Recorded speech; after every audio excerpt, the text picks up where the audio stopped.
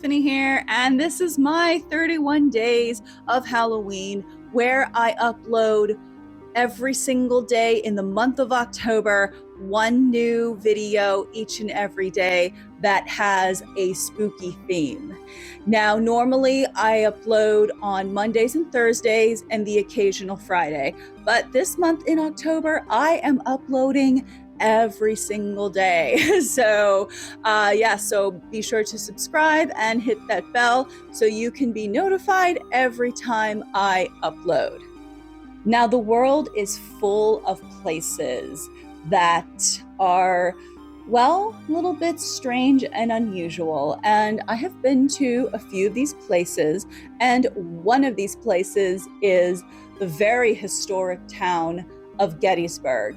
Now, Gettysburg was very monumental during the Civil War in the mid-19th century, and many people who have visited Gettysburg and also live in the Gettysburg area has reported seeing a lot of activity, whether they see a Union or Confederate soldier walking through their classroom, like a lot of students that go to school in Gettysburg were to have reported, or a visitor stays in the Farnsworth Inn, which is said to be Gettysburg's most haunted bed and breakfast, and they hear a child's laughter, or the infamous wedding dress gets up and starts floating around.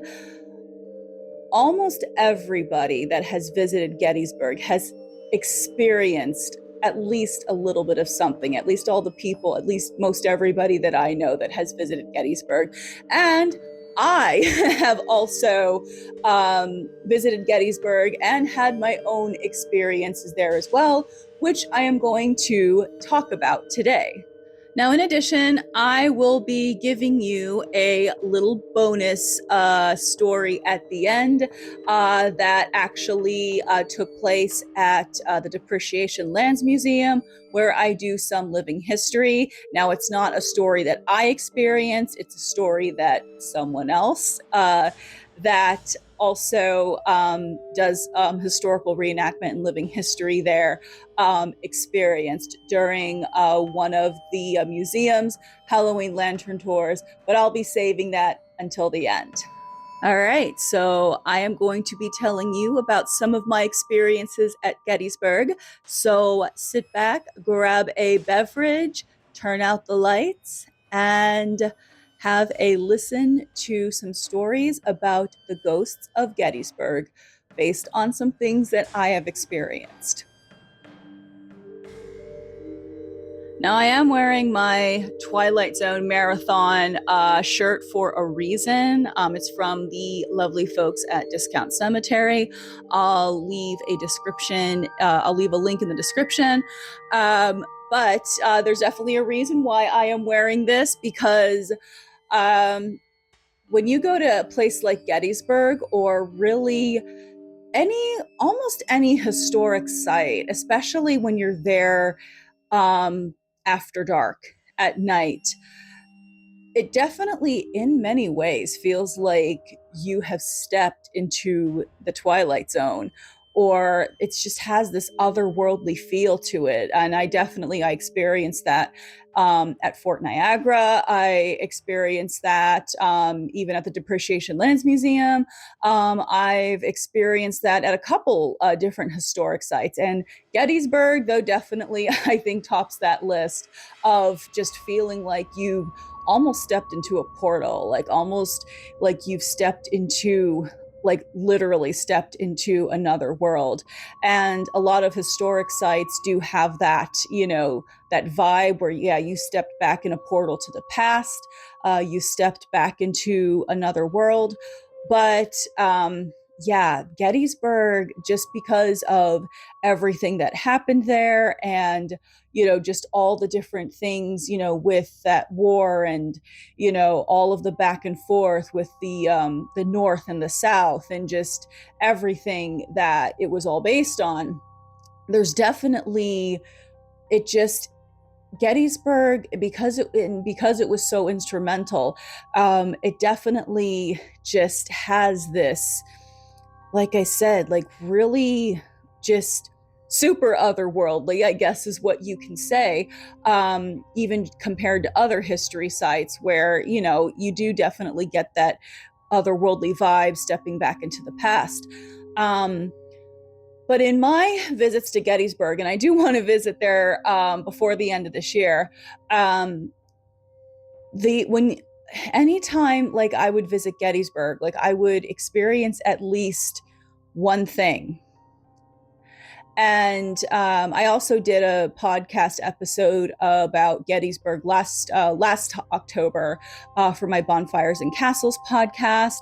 Um, but I was telling some of the lore, some of the history, and some of like the ghostly encounters that other people are said to have had. But these were some of mine.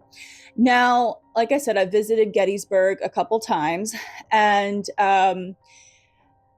the first time I stayed at the Bechtel Victorian Mansion. I was there with a friend and stayed at the Bechtel Victorian Mansion. Now, unfortunately, the Bechtel Victorian Mansion bed and breakfast, it is permanently closed. I did look it up on Google before I did this video. Unfortunately, like I said, yeah, it is permanently closed. So you can't stay there anymore. However, it was a very beautiful place, or is a very beautiful place. I don't know what's going on with it, but I'm glad I did stay there while it was open and functioning as a bed and breakfast. So I don't know if the owners retired or anything like that. I have no idea. But there are definitely really cool places that you can stay at in Gettysburg and really get that full going back into history experience.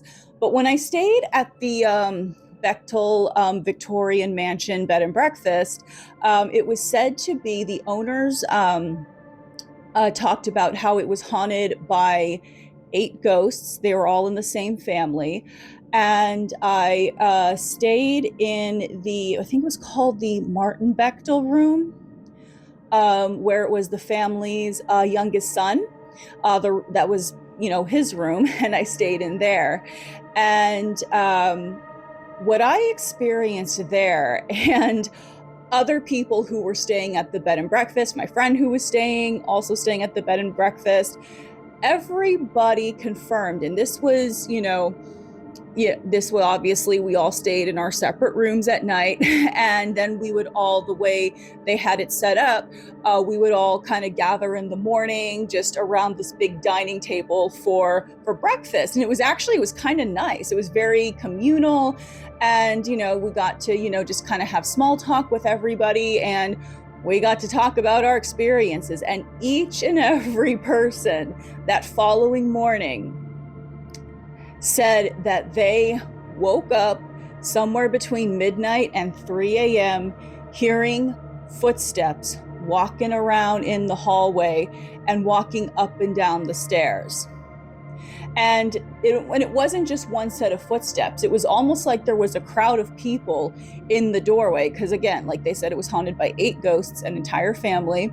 And they would, and we, every single person that was staying there that night, staying there that weekend, awoke somewhere between midnight and 3 a.m. and heard just almost like maybe a group of like maybe 4 or 5 people walking around the hallway. All of us told the same story, and the owners who lived up on the 3rd floor of the Bechtel Victorian Mansion bed and breakfast, because the 2nd floor was where they had their rooms for rent, and then like the lower level, that was like the recreational room with like the TV and everything. Of course, like the big screen TV kind of stood out like a sore thumb among all of the, other Victorian stuff. But, but there was like a big screen TV. There was the dining room. There was like a library if you wanted to go and sit and read. So that was the bottom area. 2nd floor, like I said, was was where the rooms for rent were, where people could check out rooms. And then the owners lived up on the 3rd floor. And supposedly, on the 3rd floor, I think they said something like the ghost of like the grandmother was usually walking around up there and everything. And, there was also like one of the daughters, like that one of the rooms up on the third floor was her room, and she's been seen by the owners constantly looking out the window. But yeah, we all all of the guests, we definitely heard the footsteps in the hall. Like I said, a group of at least 4 or 5 people is what it sounded like, walking in the hall and walking up and down the stairs. And the owner said, yep, that's not uncommon at all. People hear that all the time. And then I experienced there, it was the last night there that we were staying, and my friend was downstairs watching TV or something like that, and I was upstairs in the Martin Bechtel room where I was staying, like just packing up. And there was, so in the Martin Bechtel room, there was the bedroom, and then there was like a tiny, like it was like a servant's quarter hallway that led into the bathroom. It was like just this very tiny walkway, and the walkway led down, down to a group of stairs. It was like the servant stairs, and so that was that setup. So I'm just trying to set that scene so that it makes sense as to what I saw. So I was just like packing my stuff to leave the next morning, like after breakfast and everything. And I see out of the corner of my eye just a person. I see, it's my peripheral vision, a person like walk from where the servants' quarters were and just turn and stand in the doorway. And at first I thought like maybe it was my friend. I was like, did you, or did like maybe one of the owners, like, I don't know, somehow I don't know what, somebody's creeping around my door. But I turned, and like, of course, there's no one there. And I know that that's very common when when you're seeing something that's otherworldly. That's not very that's actually not uncommon at all, to like see something in your peripheral and then you turn and then nobody's there. The owner suggested perhaps it was Martin Bechtel because I was staying in his room.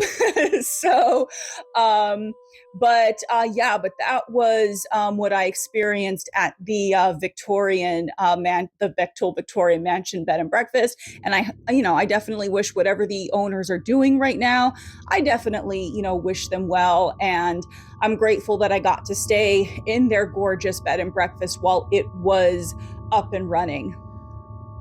Okay, so experience number 2. So, it was at this same visit where my friend and we were staying at the Bechtel Victorian Mansion Bed and Breakfast. We went on a ghost tour, and this ghost tour was called Miss Betty's Ghosts. And of course, Miss Betty was the tour guide. Now, I also checked up on her too, just to see if I should recommend like checking her out. And she doesn't seem to have been active since like 2020. So I don't know if she retired or anything like that. And I don't see like anything like where she's taking tours anymore. So like I said, I don't know, maybe she retired, but while she was running, she was definitely a very, very good storyteller, and she gave a very, very good tour. She would start her tours at Sachs Bridge, which is also has a lot of activity there. And she would basically take you through like to the battlefields. And this would all take place at night, take you through to the battlefields. And like I said, her storytelling was excellent. But we did do that ghost tour, and she's telling her ghost stories, and she takes us up to one of the battlefields. Now, she's telling a story. We're standing at the battlefield. She's telling the story of what took place like on that battlefield and sightings that people have had. And the crowd that we're all with, we're all kind of standing there, and Miss Betty is too. We're all kind of standing there, like all of a sudden we start to hear this rumbling. And at first it's like, okay, we think, okay, maybe it's like a motorcycle in like the distance or something. But of course, if that was a motorcycle in the distance, it would fade out. And this is at night too, like keep in mind.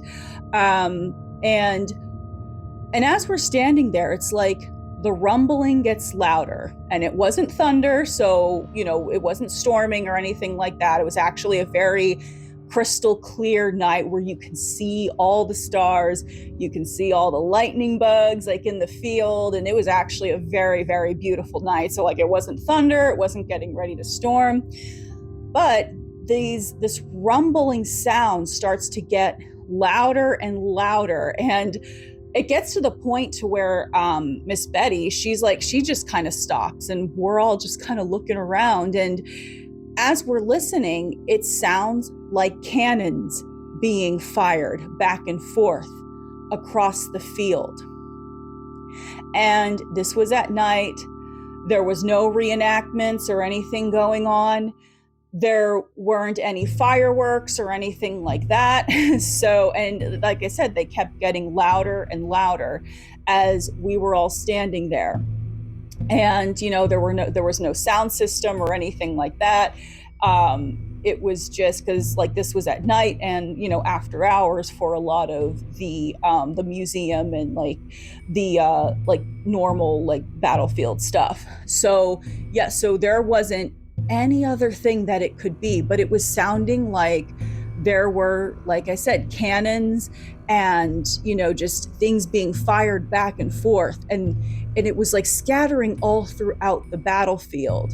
Like it wasn't just okay, like you had a speaker placed in one area and now you can, there was no speaker, and it was just like, it was almost like being it's like, I would describe it as being almost like carried by the wind, and just having, or by the breeze, or and just having this like this back and forth cannon firing. And and there was like a bunch of them, and it sounded like, yeah, there was a war taking place on the battlefield. And we're all just like standing there, and yeah, Miss Betty, she confirmed that, yeah, there's no speakers, there's no reenactments, there's no fireworks or anything like that. So and this was at night, and no thunder, because it was a gorgeous clear night where you can see all the stars and all the fireflies. And and it was like kind of like surrounded by like some trees, and so it was just like, we're all just standing there. I mean, including Miss Betty, we're all just kind of standing there like, oh my gosh, like, are we actually hearing parts of the battle like taking place somewhere? It's like, was it like a rip in time? In a way, it almost kind of reminds me of the show Outlander. I don't know if you've seen that, but in the show Outlander, it's kind of like this rip in time where you can actually hear what things from the past and everything. You can actually hear some voices and happenings and from the past and everything, and it's like this little rip in time where you get to experience that. And and hey, if you're not careful, you can actually enter that rip in time and end up somewhere that's not of your time. And I know that there's like theories of how the past, the present, and future are all happening simultaneously, and it's just different. We're just all in like different parts of reality. It's just, there's just all of these like different concepts and theories, and that that do kind of suggest, yeah, you can experience a rip in time. And then there are stories that took place that stories about people who have experienced like going back in time for a brief second and then coming back to their time period, or experienced like somebody who just seemed like they were a time travel. In fact, I kind of question whether I experienced a time traveler myself in a coffee shop. And I did do a video on that, a story time, and I will like link to that below. But there was one time, when I was at a coffee shop, and there was this man who looked like he was like straight out of like the 1930s, and just his mannerisms, like he seemed like absolutely baffled with what was going on. And yeah, so I do, yeah, I wonder, it's like I think that might be possible, because there have been, like I said, a lot of stories of people experiencing rips in time, or people who are not of this time. So yeah, but that's what that reminded me of. That reminded me of that theory, as well as, Outlander, the show, which kind of does play with that theory a bit. Now, other times I've gone to Gettysburg, I've stayed at the Sentimental Journey bed and breakfast, which, yes, that is still up and running. So, and I do recommend staying there. That is a very beautiful place. Um, I didn't really experience anything there. However, it is right next door, literally, to the Farnsworth House, which is said to be the most haunted bed and breakfast in Gettysburg, or at least one of the most haunted bed and breakfasts in Gettysburg. But yeah, I did stay at the Sentimental Journey bed and breakfast. That's a very beautiful place. And even though I didn't experience like really anything there, um, it was still, like I said, it's still, you're kind of like staying in a time portal. And I also did go to the Farnsworth House. I went on two of their tours. I went on their Confederate and Union soldier tour. And then there was another time I went on their basement tour. Um, Now, I have not stayed at the Farnsworth House yet. Maybe I will in the future.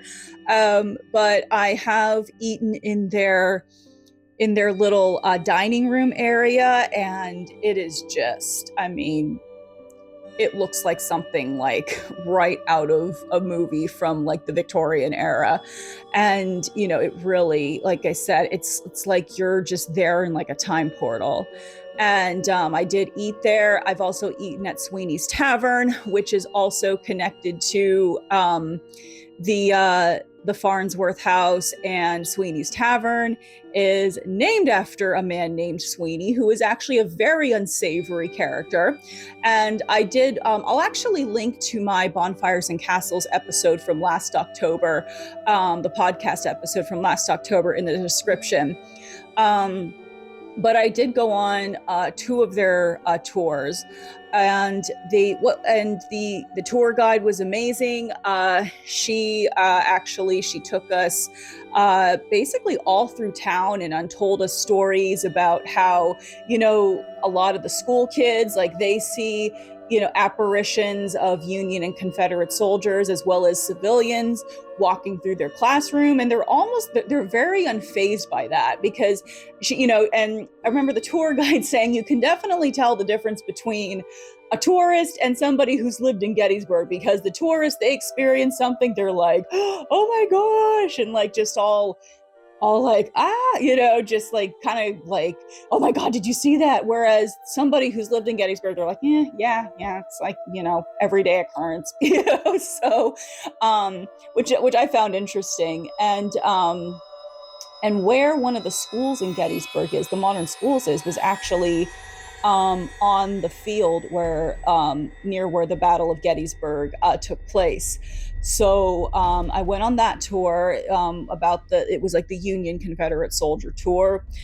And then I also went on the Farnsworth basement tour. Now, the Farnsworth basement, it's definitely like creepy down there, because the Farnsworth house, particularly their basement, that was a field house where the wounded was taken. And they were,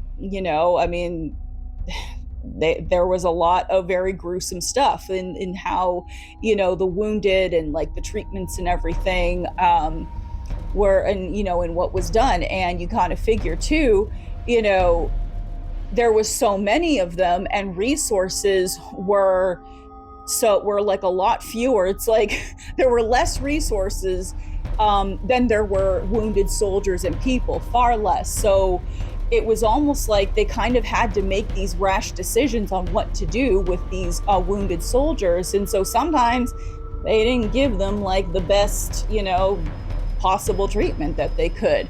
So there was a lot of stuff that went on in that Farnsworth house. And the basement is definitely like I didn't experience anything like in particular, but you definitely feel just like that energy there, just all of that, that pain and sadness and just all that suffering and everything that these soldiers endured, and also what the field nurses had to endure as well.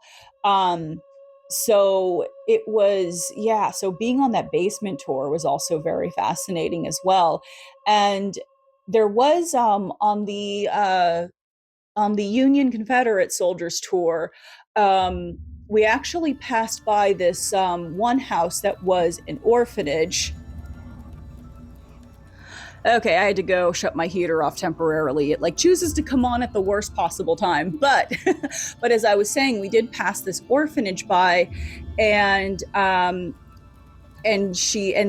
tour guide said, if you want, you can turn on your flash and take photos, and you will see people, like the faces of people looking out the window if you zoom in. So I did. And I definitely, yeah, there were definitely faces in the window. Unfortunately, that was on one of my older phones, so I don't know if I still have those files. But yeah, but there was definitely stuff there. So yeah, but the Farnsworth house tours, those I do recommend. The basement tour, as well as the Union Confederate soldiers tour. I think they have a couple more that I haven't been on, but I do plan to go on them. And also the Sentimental Journey bed and breakfast is also still functioning too, as is the Farnsworth Inn and Sweeney's Tavern. So but the owners of the former Victorian Bechtel Mansion bed and breakfast and Miss Betty's Ghosts, I definitely, like I said, I hope they're doing well. And yeah, maybe they'll reopen for business in the future. Okay, so those were my Gettysburg stories. Now, the bonus story that took place at the Depreciation Lands Museum. So every year, we do something called the Lantern Tours, where you're basically taken through the village, which is lit up by candlelight, and your tour guide has a lantern, and you visit each location, and at each location there is a storyteller, and the storyteller tells you like a ghostly story from the past. Usually it has like a theme to it. So yeah, and the theme changes every year. Well, anyway, there was this one tour, and these people on this, once they're done with the tour, you go into the tavern where you have like hot chocolate, cookies, things like that. And you're able to just kind of like sit and enjoy yourself for a bit longer once you're done with the tour. Now, there were these people in one of the tour groups, and this was like a visitor story. Actually, yeah, this was a visitor story. It wasn't the story of somebody who was actually working the lantern tours. This was a visitor story, but it was told to somebody working the lantern tours. So these people who were on the tour, they reportedly, when they told the story to one of the other tour guides that were at the lantern tours, they said, "Oh, that you know one of your people was in there dressed in this really gorgeous 18th century outfit." And the person who was working the tours, they were like, "Oh, well, who was it?" And so the visitor describes, how, it was a gentleman, dark hair, had on like the tricorn hat, and and this person was saying how authentic this gentleman looked. And the person who was working the event, the tour guide, they were like, oh, that doesn't sound like anybody who does anything here. Maybe did somebody like come in 18th century? Was there a visitor that just came in 18th century dress? And and there wasn't anybody in any of the tour groups that had come in 18th century dress. And and when the visitor was trying to describe it to the person working the event, to the tour guide was like, that doesn't sound like anybody who any of our people. And then she goes, oh, but I took a picture of him, because I asked if I could take a picture of him, and he was just in character and like just going like, yeah, and and so she's like, well, I took a picture of him just because he looked so impressive. So she goes to her phone, and when she shows the tour guide her phone, where the guy was standing, there was an orb. Just this big orb of light. And yeah, so draw your own conclusions.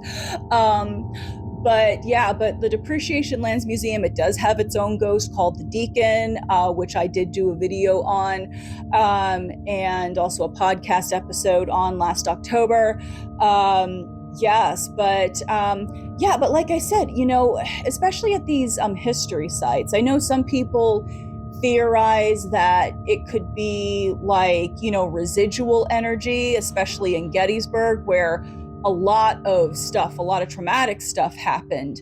And that was, and so, yeah, of course, sometimes when something super traumatic happens, it's forever like etched into the overall energy there. So you do keep hearing things like, cannons going off, and, maybe some footsteps in the hallways. You might experience still some of that residual energy, or sometimes it's like, I don't know, maybe some of these places are, portals, like they have portals where, you might experience that little rip in time where you're experiencing both the past and the present simultaneously. And, and like I said, that theory where past, present, and future is all kind of happening at the same time. So, I mean, like, I don't know, like, what do you think? Like, what's your theory on that? I think the possibilities are endless. So, but I think it could go either way. I think it's a little bit of both. I think some of it is residual energy, and some of it could be a rip in time, and some of it could just be, human spirits that never moved on. I mean, it could be, especially in a place like Gettysburg, I think you're getting a little bit of all of the above. So, but what do you think? I'd love to hear it. Have you ever been to Gettysburg, or have you been to a historic site where you experienced like something that you were not really expecting to experience? I'd love to hear it in the comments. And but thank you so much for listening and watching. And once again, hit that subscribe button. 31 days of Halloween. We're counting down to Halloween. And yes, thank you so much. And I will see you in the next video. All right. Bye.